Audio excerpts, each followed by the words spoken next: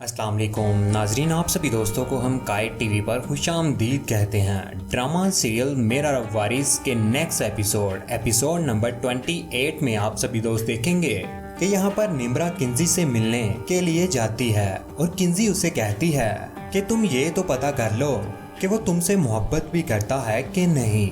तुम तो उसकी मोहब्बत में पागल हो चुकी हो, लेकिन ये तुम्हें पता करना लाजमी है कि वो तुमसे प्यार करता भी है कि नहीं, क्योंकि किंजी को शक हो रहा है कि जो फैजी है उसने किसी के कहने पर ही निम्रा से शादी की है। निम्रा जैसे ही घर चली जाती है तो वो कमरे के ऊपर खड़ी होती है और फैजी और उसकी माँ नीचे बात कर रहे होते हैं।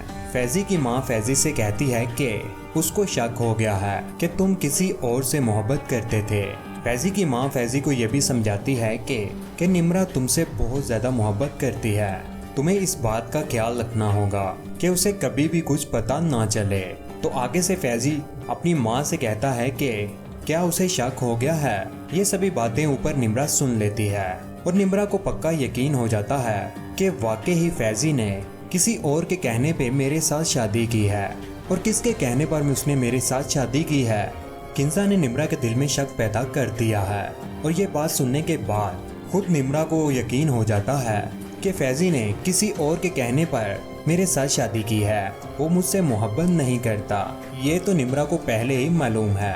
उधर जो आयला है वो हारिस की माँ दुर्गाना से मिलने उसके घर चली जाती है। वो दोनों आपस में बैठे होते हैं और दुर्गाना बेगम से कहती है कि ये तो मुझे पता है आंटी कि हारिस को मेरे नसीब में नहीं लिखा गया है और मैं हारिस से बहुत मोहब्बत करती हूँ, लेकिन वो मेरी मोहब्बत को बिल्कुल भी नहीं समझता है। जब वो सारी बातें कर रही होती है तो उधर से जो आयशा है वो सारी बातें सुन लेती है, क्योंकि जो आयला है वो दुर्गाना बेगम के साथ ये बात करती है कि मैं हारिस से बहुत ज्यादा मोहब्बत करती हूँ, लेकिन वो मेरी तरफ देखता तक भी नहीं है, और रोती भी रहती है दुर्गाना बेगम के सामने।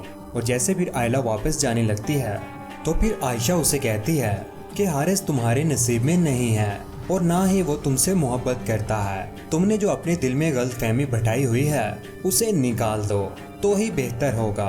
और आयशा आयला से ये भी कहती है कि अगर हारिस तुमसे मोहब्बत करता होता तो अल्लाह ताला मुझे उसके नसीब में ना करते, क्योंकि वो सिर्फ मुझसे मोहब्बत करता है और अल्लाह ताला ने और मुझे उसके नसीब में लिखा है। तो आगे से आयला आयशा को जवाब में कहती है कि तू बहुत नसीबों पे यकीन करती है, तुम्हें अपने खुदा पर बहुत भरोसा है ना, तो देर नहीं लगती है नसीब बदलने में। खुदा कभी कभी बंदे के नसीब भी बदल देता है। तो यहाँ पर ये बातें सुनकर आयशा हैरान हो जाती है कि आयला कहीं मेरा हारिस छीन ही ना ले मुझसे।